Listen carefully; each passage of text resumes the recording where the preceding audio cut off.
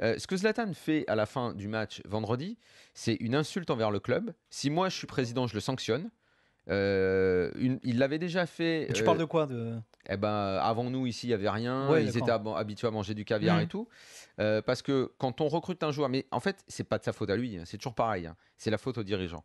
C'est toujours les dirigeants qui ne sont pas capables d'expliquer l'histoire d'un club parce que le PSG a une toute petite histoire, rikiki à la hauteur du football français après tout. Mais on peut déplacer ce qu'il a dit à Lyon ou à Marseille, c'est la même chose. Demain il arrive et puis il dit à Lyon il n'y avait rien avant qu'on arrive. C'est la même chose. Paris, il n'y a que 2 Coupes d'Europe dans l'histoire du foot français, il y en a à Paris, il y en a à Marseille. Donc on peut prendre l'exemple avec l'OM, c'est le mec qui arrive aujourd'hui, il dit il n'y avait rien avant nous.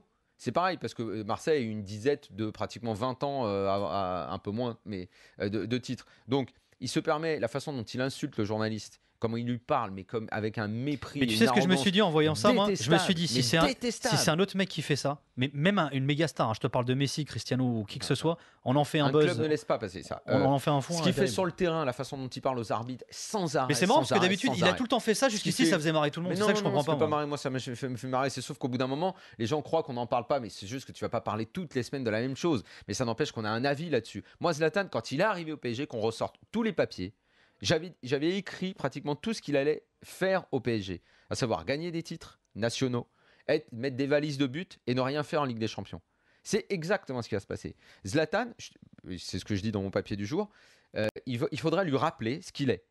À savoir, il a joué à Milan, le Grand Milan c'était avant lui, il est parti de l'Inter a touché les sommets du foot mondial, et il a joué à la Juve à une époque où la Juve était toute seule dans son pays et elle a été au centre d'une des plus grosses magouilles des 20 dernières années dans le football. Et en Ligue des Champions, il ne faisait rien. Et au Barça, il y est allé, il s'est fait jeter à coup de chausson.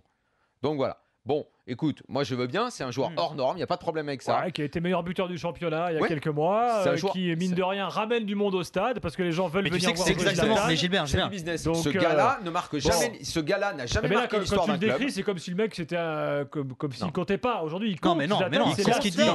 Mais non, c'est ce qu'il dit. Ce gars-là insulte l'histoire du club quand il dit ce qu'il dit. Quand il dit il n'y avait rien avant ici, quelle est la part de provoque et de second degré? Moi, je suis pas là pour calculer s'il provoque ou pas. Je suis là pour dire que si je suis dirigeant du PSG, ce gars-là ne dit pas qu'il n'y avait rien avant au parc, et je pense que tous les supporters du PSG... C'est pas le premier à le dire, enfin Mota l'a fait. Mais c'est une erreur de la direction de ne pas inculquer aux joueurs ce qu'il y avait avant, et je pense que pour une telle remarque... Mota l'a fait de façon plus maladroite, pour une telle remarque, si je suis dirigeant du PSG, je le sanctionne, je lui raconte l'histoire du club, et il n'a pas le droit de le dire.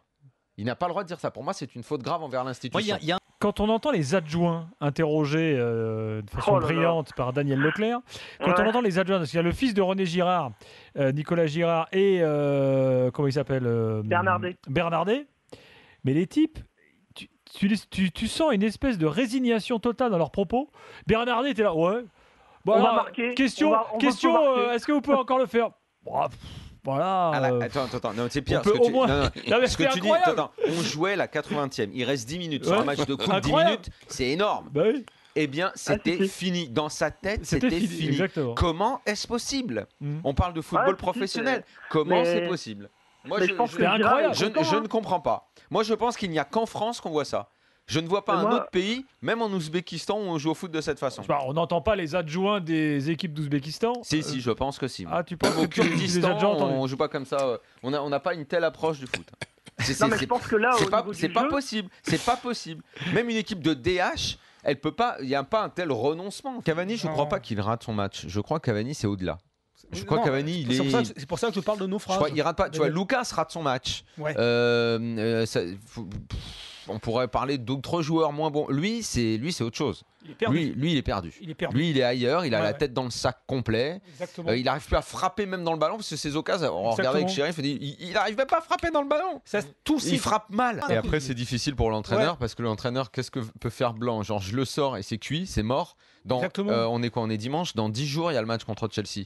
Très franchement, tu l'alignes Cavani ou si Pastore est opérationnel, tu tentes Pastore, Ibra, Lucas ou Lavezzi? Parce que Lucas, on peut se poser aussi la question, qu'est-ce qu'il fait encore titulaire? Alors que il en pipe plus, Lucas.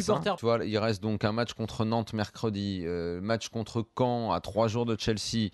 Tu peux Caen reste sur 4 victoires, je sais pas quel genre d'équipe il va mettre, Blanc. Est-ce que les mecs vont être totalement impliqués, concernés alors que c'est le rendez-vous de l'année? Et il va falloir que d'un coup, donc, on peut anticiper globalement que les 2 matchs à venir de Paris vont pas être une grosse domination, ils vont pas se balader. S'ils les gagnent les 2, c'est déjà bien. Et derrière, il faut que tu hausses donc ton niveau. À mon avis, pas d'1 cran, mais de 2 crans. 2 crans. Tu joues au parc contre Chelsea. Et surtout que Blanc fasse les choix. Faire une diff. Quel genre de diff il faut que tu fasses? Parce qu'on a vu que l'année dernière, même à 3-1, ça n'avait pas suffi. Je sais pas.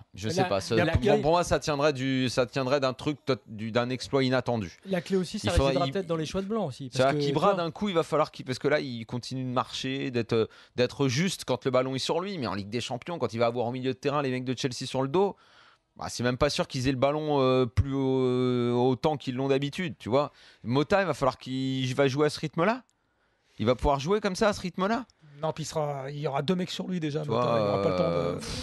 Il n'aura pas le temps de temporiser. Moi, je sais pas. Faut-il titulariser Cavani? Non, a priori. Lavezzi à la place de Lucas, sans doute. Il faut mettre Pastore dans tout ça. Enfin, il y aura... Finalement, Blanc a plein de questions avant d'affronter Chelsea. Et 10 jours pour résoudre les problèmes. Ouais, et c'est pas contre Nantes et Caen. On a vu 2 temps forts avec pas mal d'occasions. Mais je vais te dire, moi, à la place de Blanc, là maintenant, vu sa situation et tout ce qu'on dit de lui depuis le début de la saison, je trouve que paradoxalement, qu'il entre dans une phase où tout ce qu'on a dit de lui sur la liberté qu'il n'avait pas, sur les joueurs qui avaient pris le dessus sur lui, là, c'est une chance unique pour lui.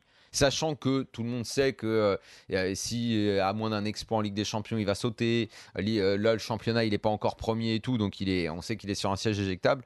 C'est le moment pour lui de retrouver sa pleine liberté et de dire putain, Chelsea est là, les gars, vous voulez m'emmerder, vous n'êtes pas comme je dis, je vais mettre l'équipe que je veux, moi. Et aussi à certains joueurs, il pourrait le faire et d'envoyer un message fort. Ouais.